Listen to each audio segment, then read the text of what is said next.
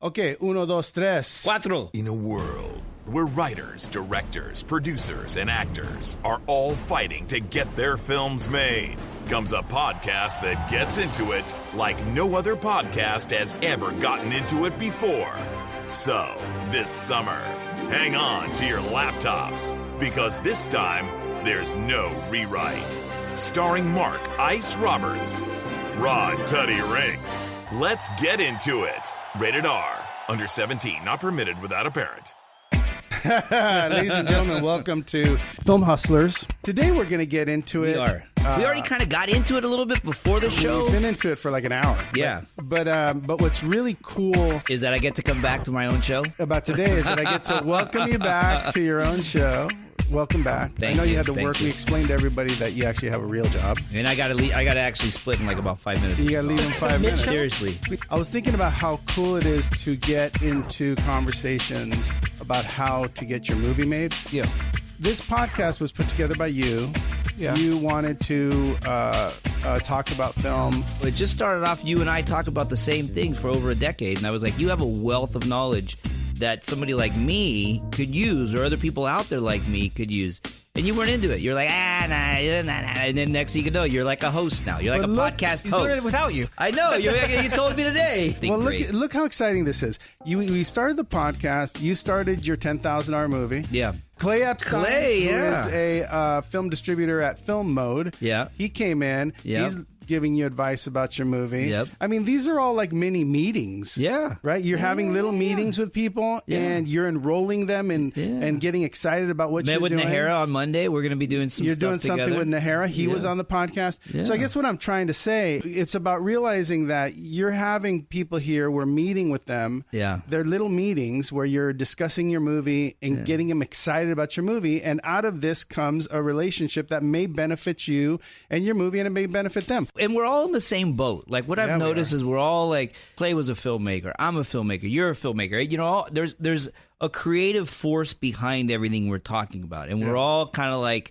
you know, we branch off into different areas. I'm a makeup artist by trade. I got to go do Lopez's makeup in about 5 minutes. Right. He's going to be breaking my balls any minute. Right. Where are you, Tony, on the phone? I just want to say, if you're thinking about maybe I should or shouldn't, do it. Yeah. Have that conversation. Enroll someone. Get people excited about what you're doing, and they may turn around and, like in Tootie's case, end up working with you to make your little film better. Yeah. It could happen. Hey, it's happening here. Yeah, it is. But actually, like in real time. But none of those guys said anything other.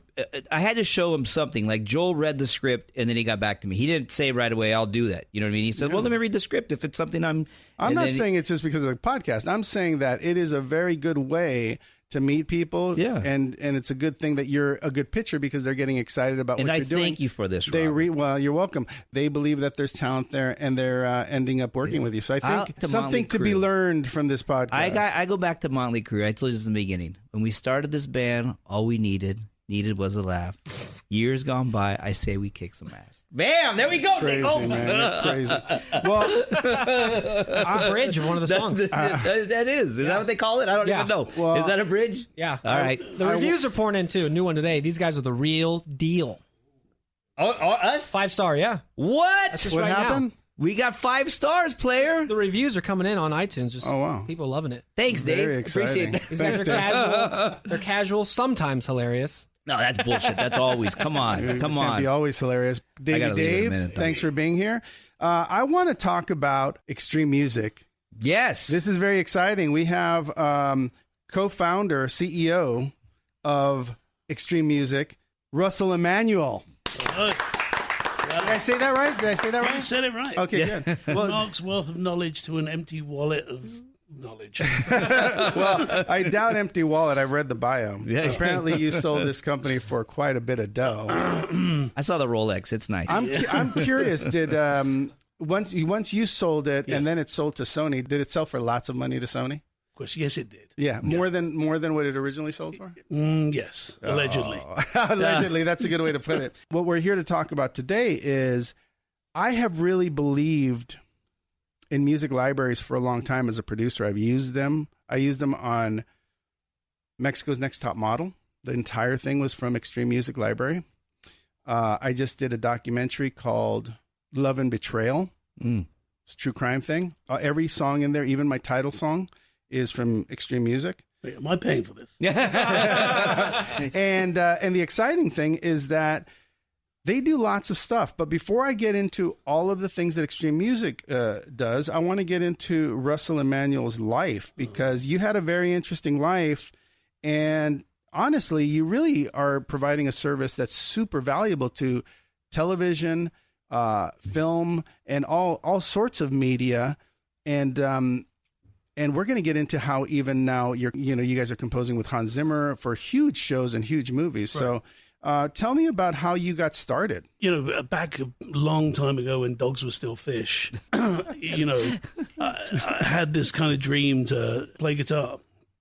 And that was kind of frowned upon at British boarding schools.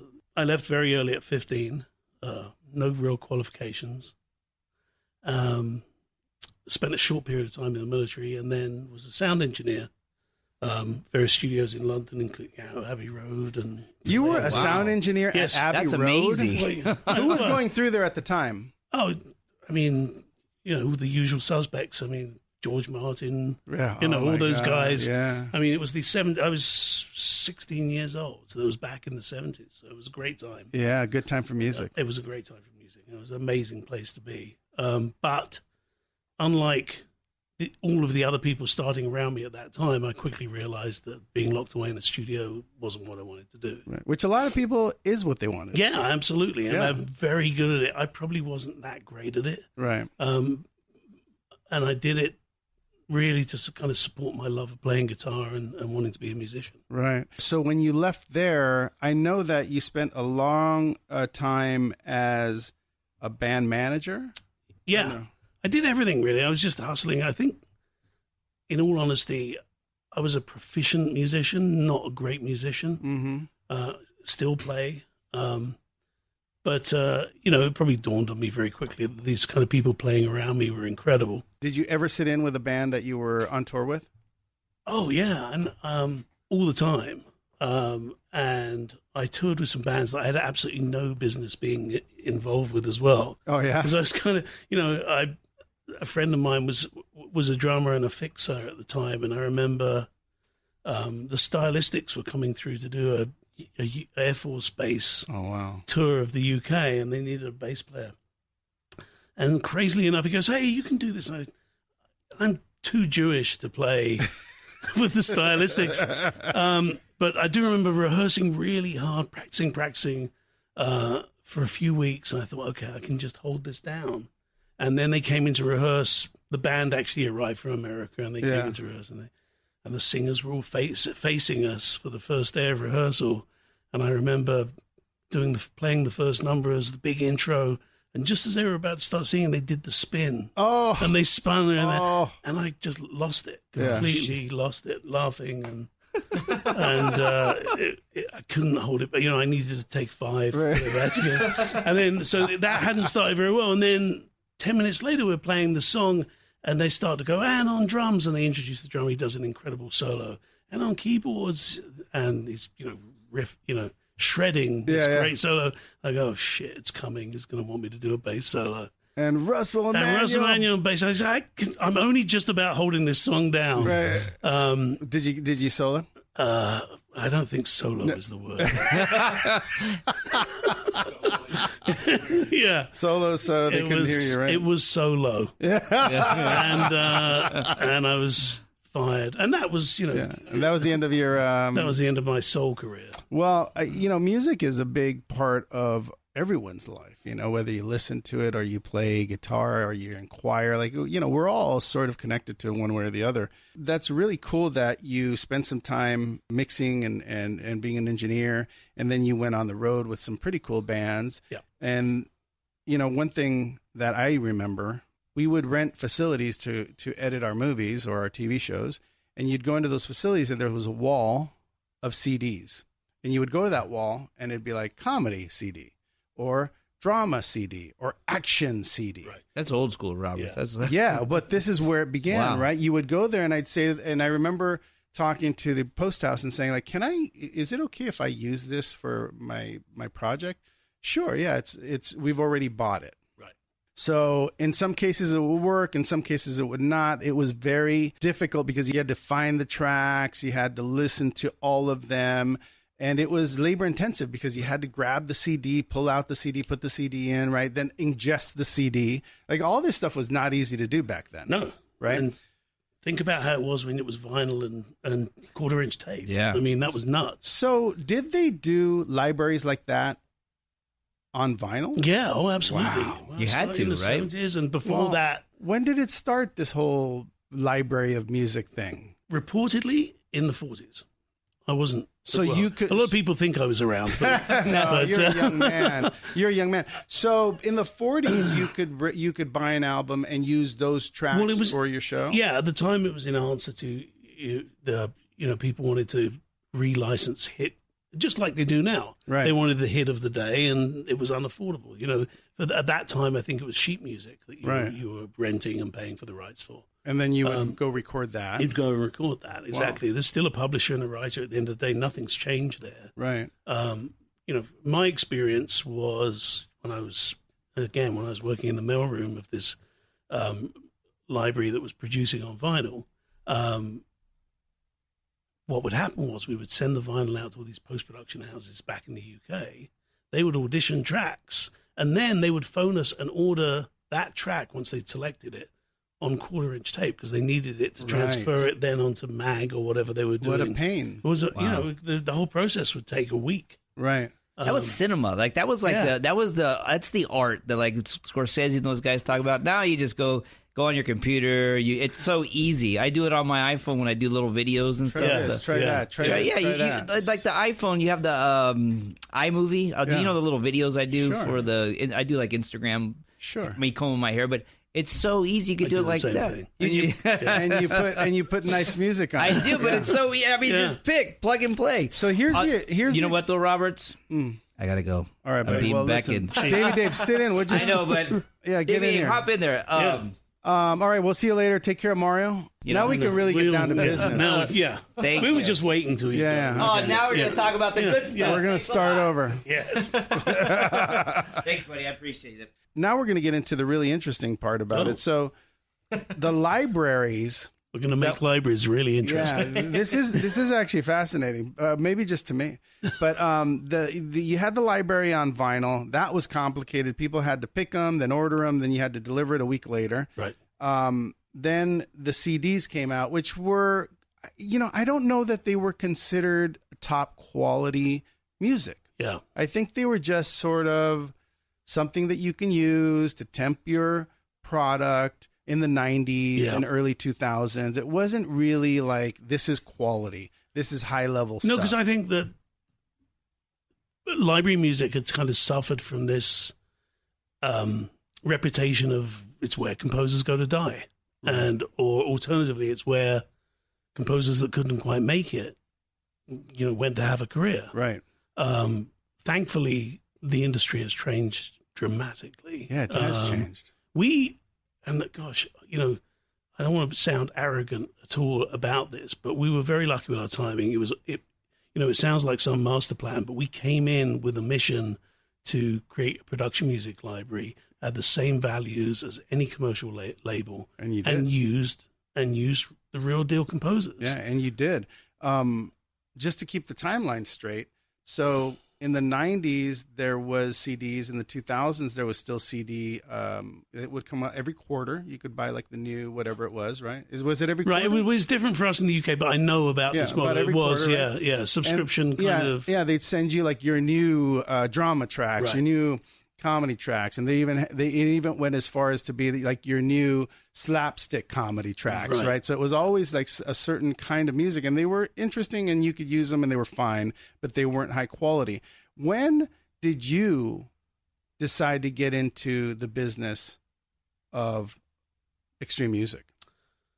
Well, it's late 96, early 97. Myself and my then partner, Dolph Taylor, who was the drummer in Stiff Little Fingers, who I was managing at the time. Oh, nice. We it was time. We needed a real job, essentially. And because we'd kind of had a history with library music, a long detached history, but nevertheless, the checks had kept coming. said, okay, well, let's go and look at that. And it wasn't some master plan. It was just the fact that we decided to do production music, and all our friends were really out there doing it. Did you see an opportunity? Did you see a gap? I don't know. Yeah, I think we did. Yeah. Like, remembering it now is such a blur. It was a lot of work and, crazy bootstrapping of a company. But I remember Dave Stewart did one of our first albums, produced that, and Chucho Machan from the Eurythmics, and, the guys behind Massive Attack. So you started thinking bigger. You started thinking, let's do these tracks, but let's make them really great. Well, it was just our world. We didn't know how to do it the other way around. Right. And it seemed obvious. Well, if you've got a composer who's just emulating styles, is one day doing jazz and the next day he's doing heavy metal, that can't be good. So, when we attack a style of music, we'll go to the guys that are really doing it. Right. And it so doesn't sound like rocket science when you talk about it now. But at the time, it was an industry born out of a few guys, a stable of composers that would get all of the work. Right. Therefore, it ended up sounded not authentic. Well, we'll get into what an enormous business it is now, but let's continue here because I think my ex-wife might be listening. Let's listen. How you started this was very indie of you. You started small. It wasn't like you started with millions of dollars. No. Right? So you started with a small investment with someone who believed in you and what you were up to, and that the future of this was actually much brighter, because apparently you did not know that it was like going to turn into this big, huge thing. No idea. Yeah. Tell me about the beginnings. Well, we were introduced to Mark Levinson back in the UK, and he was a VC / lover of music. He started a publishing company called Palan Music back then. It was a small company based in Camden Town, the old Stiff Records building. Mm-hmm. It was super cool, very grungy. Mm-hmm. If you like your heroin pure, you're in the right area. And I remember, and he owned some clothing brands, Kangol, and he had a big part of the success of Pokemon cards, and he was very diverse. How far into extreme music were you at this point? One day. Well, okay, good. Okay, one day. One day. One day you were conceiving like this. We were conceiving. We want to do a library with this, with the real guys, and we've got a bunch of friends. And a friend of mine said, "You got to meet this guy. He's cool." Right. So he sent me up to his office, and I remember going up there, and he goes, "I tell him the 30-second pitch, which was literally all I had, which is what I just gave you." Right. And he said, "How much do you need?" And I go, "Oh, shit, I have no idea." And I went into his boardroom. He gave me, I think, an hour to kind of work it out. Figure it out. Phone my partner. I go, "Okay, what do we need? What do we need?" And I went, well, we need a phone, and we need a DAT machine and a cassette player, and can we get a computer? And let's slide a salary in there. And, oh, yes, can we get a salary? I'm not sure. And I remember going in and giving him the number, and I was like, oh, we're never going to get this. And I said, we're going to need about $100,000 for the first year. And he goes, couldn't write that check fast enough, like, I'm sure. Can you start Monday? I think this was Friday. Can you start Monday? So Mark became your partner. He became a partner and was an amazing, amazing partner, super supportive. Yeah. He knew what he had. We were clearly naive. Yeah. Had apart from hustling on the road, zero business experience. Right. But that's very indie, right? That's how you start businesses. You think, if you haven't raised millions of dollars, you're always thinking like, what's the smallest amount of money that would get me going here? Yeah. And obviously you guys were destined for big things with extreme music. But what was more fascinating is that, your partner, Mark, eventually had to invest more money. Oh, I think he knew that. Oh, I think he knew that. Yeah. Yeah. So because to grow, this was going to have to be an investment that continued to give. Yeah. Right? And he was extreme. I mean, gosh, to luckily meet someone that believed in you 100%. Yeah. And, I don't think I would always go in and say, hey, I got this crazy idea. I need another 300,000. Let's do it. It was never a problem. And I don't think I ever wrote a business plan. I never wrote a proposal. Right. Nothing on paper. People raise money. Business plans do not. So Mark, your partner, start creating incredibly cool tracks. Right. I mean, I have to go to now because the jump between what we're talking about and what extreme music is now is pretty amazing. And I'll say it because of, from where I sit. I go to Extreme Music, which is this really cool library online, and you get there and it's, your homepage got like these featured composers. It's got new tracks, action tracks, Latino tracks, all kinds of cool, any kind of music. And when I got there, I was a little confused because I was like, how do I do this? And then there was a search. So I started to think, well, maybe if I punch in dance music, it'll, give me what I'm looking for. So I pushed in dance and like thousands of songs would show up, suggestions. And you can listen to them and you can grab them, put them in your list. Yes. Right, so that you can come back to them later, or you make your list of songs that you want your editor to work from, and you say, go to my list, and then he can just download them from there. Right. Now, that's not the end of it. This gets better, right? This is like an infomercial. That's already convenient. That's already convenient, right? Wow. You get in there, you decide what kind of music, Latin, action, drama. I remember there was this one scene where it was like people falling in love. It was the beginning of a romance. Like they just met. And I was like, how am I going to do this? So I literally went to the search engine and punched in new romance. Oh. Hundreds of songs came up, right? We're so deeply into that. Yeah, so I started moving all my choices for the romantic songs so that the editor, when he was cutting that sequence, had a bunch of choices. I didn't choose the songs for him. I just chose the types of songs I liked, and then he went to my list and then decided what worked for the scene best. Wow, that's great. Yeah, it was amazing. Yeah. So then you do that, you pick from whatever style, whatever it is, and then it says, you want more strings, you want more drums, like whatever you feel like the scene needs or the music needs, you can add that to it, and then it gives you songs with those choices.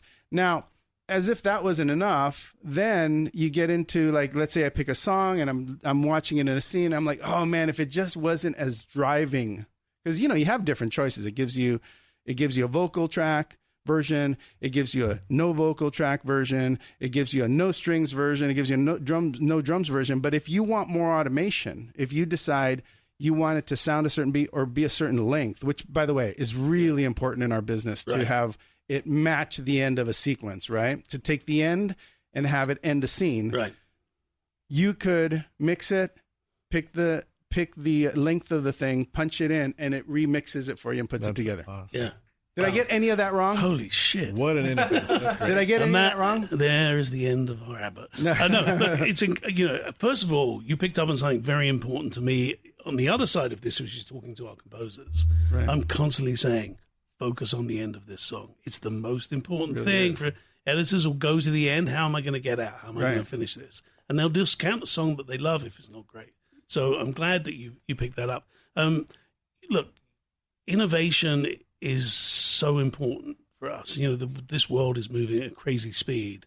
And for us, we need to be plugged into our users, the people that are using the music and how they want to use it. So, maybe 5 years ago, we started to develop this kind of online tool where you can remix the tracks, you can change the arrangement, and you can manipulate and essentially customize a piece of music.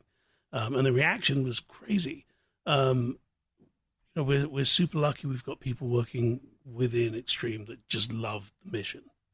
And because of that, what comes out of it is this kind of innovative company that, I luckily get to be at the forefront and take all the glory, but there's some incredible minds behind it. Yeah. We're the only ones that do that. We're leaps ahead in that technology, and very proud of it. Well, that's not an easy thing to do. If you decided to go mix your own song, create a length to it yourself, it would be impossible. Because people who are putting the projects together already have enough on their hands. Right. Yeah. Something like this makes it, so great. But it's true. If a song doesn't have an end, I don't choose it. Yeah. Because how am I going to, I can't write an end. Yeah, you can't resolve it. Absolutely. No, I have to have it end properly so that then you can put it into your system, say I'd like it to be 98 seconds or whatever it's going to be, 60 seconds, whatever, and then it ends it properly. And then you could fuss around with it, which I like. Yeah. And the challenge is doing that and still have it feel natural. Fundamentally, at the start of all these tracks is talent. And it's a big reason why we feature our talent. And I think it sets us apart. And, I like to think of ourselves as a label more than a production music library. But, when you're briefing these guys that aren't used to working to those rules. Yeah. Pop producers just, fade a track out, and the fade can last for 15 seconds, 30 seconds. That's not useful to us. No. So many projects now have wall-to-wall music. Yeah. People are used to it. I remember a time when you, as a producer, they'd be like, wait, there's way too much music. And now you can literally start a project and end a project and never have a gap. Right. That wasn't something that can happen in the past. Right. But the other thing I really like about what you guys are doing is you're working with there's real composers that are working on very, very big projects, writing music on Extreme Music. That's right. For anybody, for any project, right? We're very lucky. Yeah. How did you do that? We care very deeply about it. These talented people are trusting us with their copyrights, and it's important to us that we only bring other material into the catalog that is of a certain level. Right. And big names like, Hans, obviously, Hans Zimmer, Snoop Dogg, Rodney Jerkins, Sir George sadly passed away, but Sir George Martin. Yeah.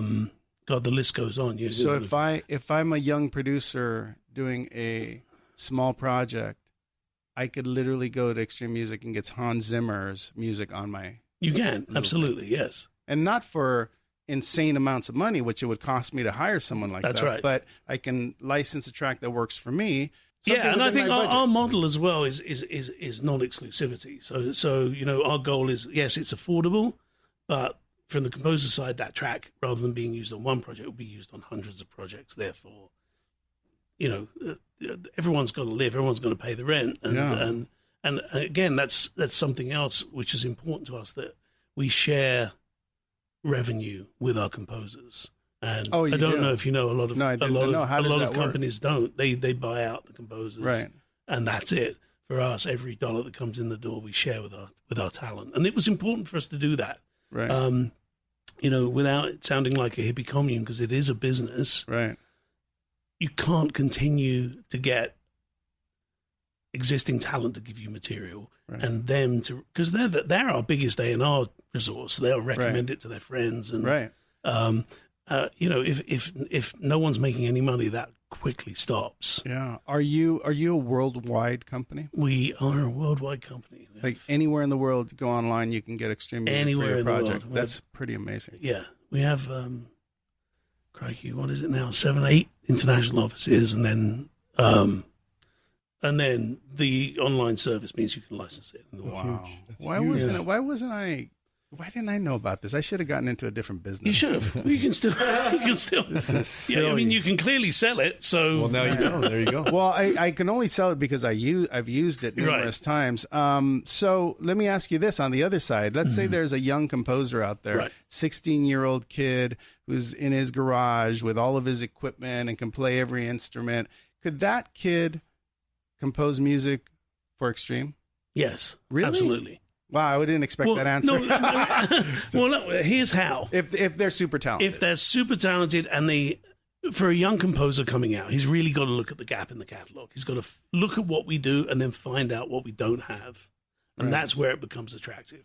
We don't need, another Hans Zimmer. Because, so much stuff comes in that's just a clone of Hans or Harry Gregson Williams or John Powell or, these big guys. Those guys are already doing it and doing it brilliantly. Yeah. But, occasionally we'll come across, someone will send some stuff in that's so crazy or weird or different or and you'll be like, this exciting. Is yeah. And we love to be brave. I think that's something that we've always done, is we love to take risks. Yeah. And I think for any composer starting out, they should want to do that anyway. Right. They should want to have that create sound. A new sound. Yeah, I mean, I know it sounds, gosh, how do you create a new sound? But what you can do is specialize in something and become spectacular at it. Right. So many people will contact us or call us and go, we'll say, well, what do you do? And they'll go, well, I can do anything. Right. That's the problem. Geez, Yeah, really? strike one. Yeah. Yeah. I mean, I'll do it all. Yeah. Okay, Yeah. great. Well, but fortunately, we do get the occasional, Super talented. diamond in the rough, Yeah. super talented. Yeah. People they never cease to amaze what they can do. Well, considering you're worldwide, I would imagine there's a lot of talent that wouldn't otherwise have an opportunity. So that's cool. About a couple of years ago, I went on the site to look for mariachi music. Right.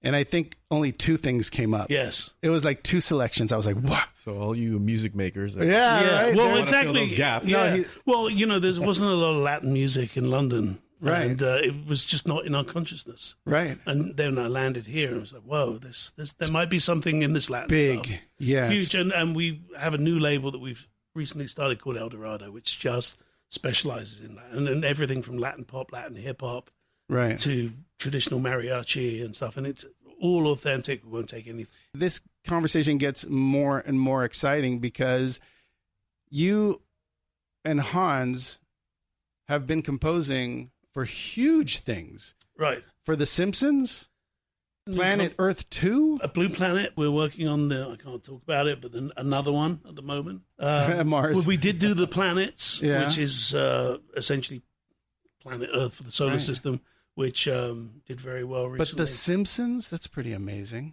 That's pretty amazing. It's that's a bit like handling the crown jewels, but yes. You know what I was amazed at? That Hans Zimmer was at Coachella.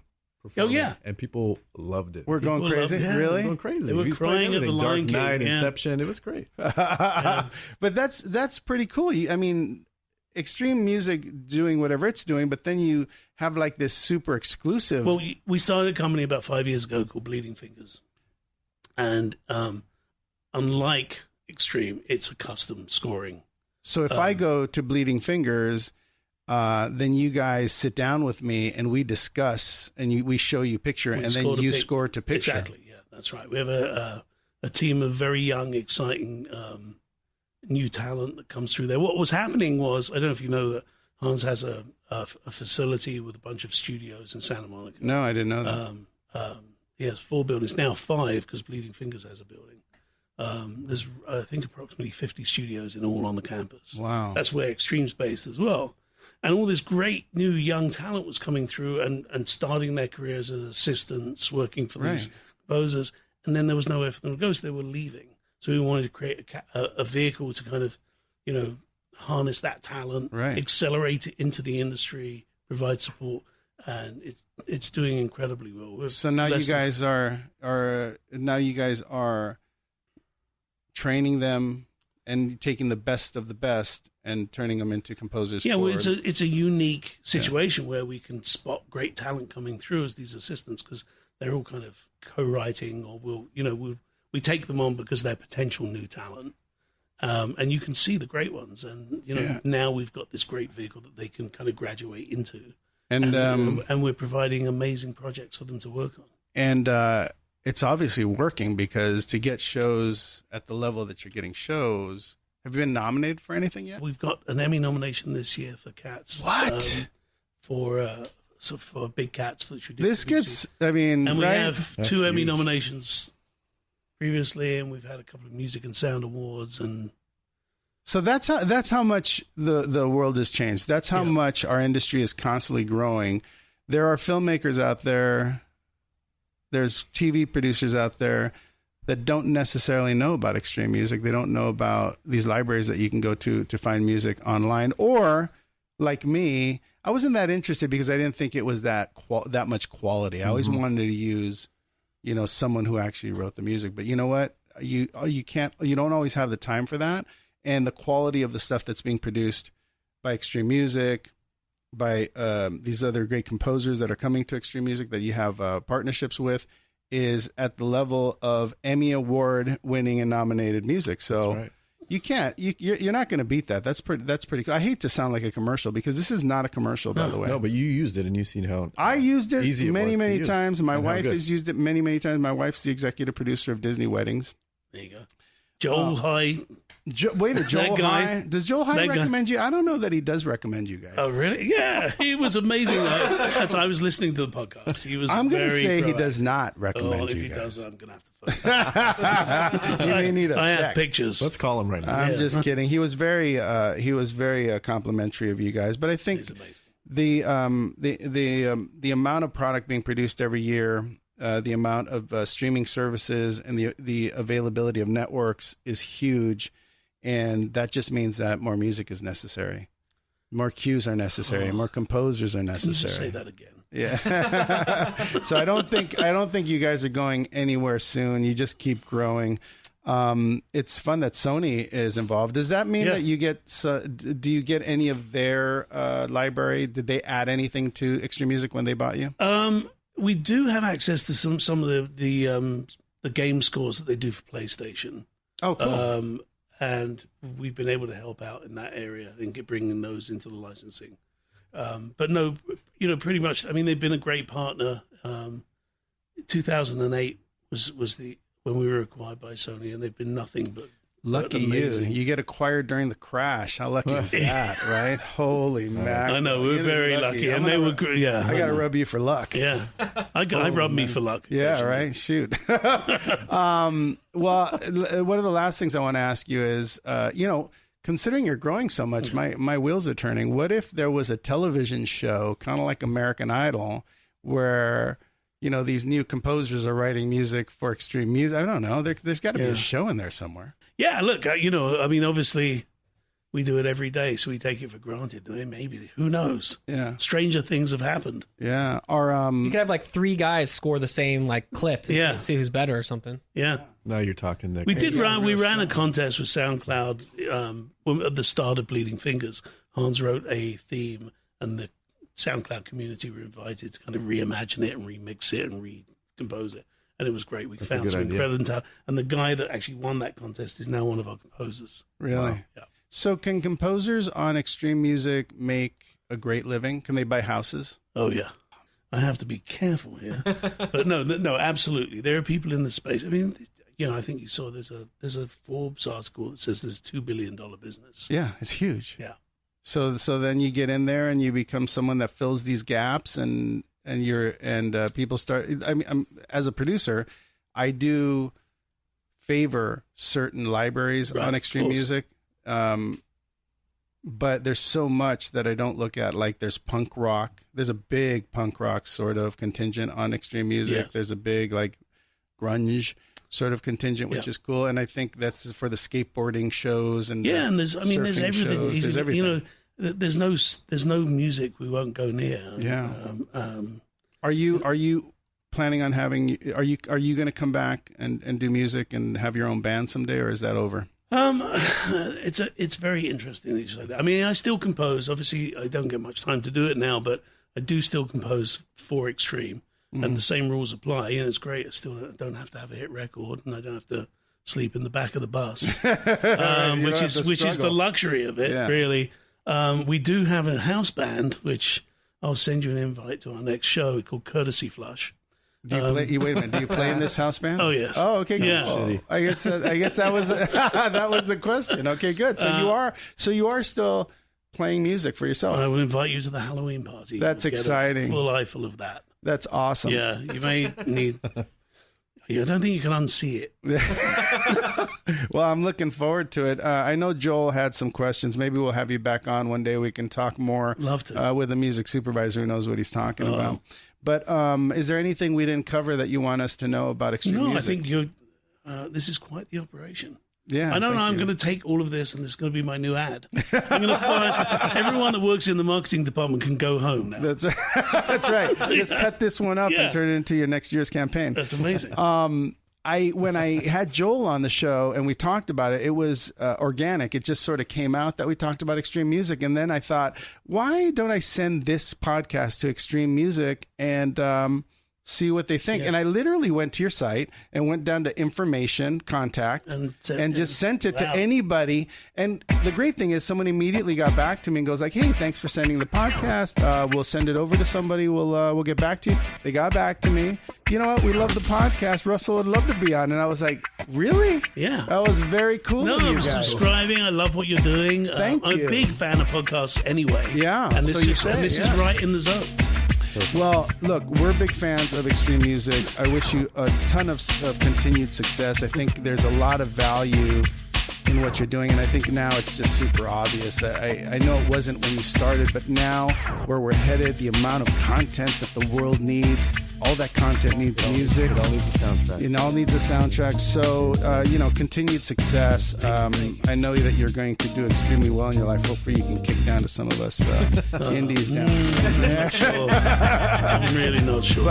But will you come back and talk to us? I would love to come back, yeah. As things grow? Yeah, if you get desperate, just call me. Yeah, well, we'd love to have you back. I know Tootie would like to talk to you and add you to whatever he's doing. Yeah, great. All right, well, thanks again, and we'll see you guys next time on Film Hustlers.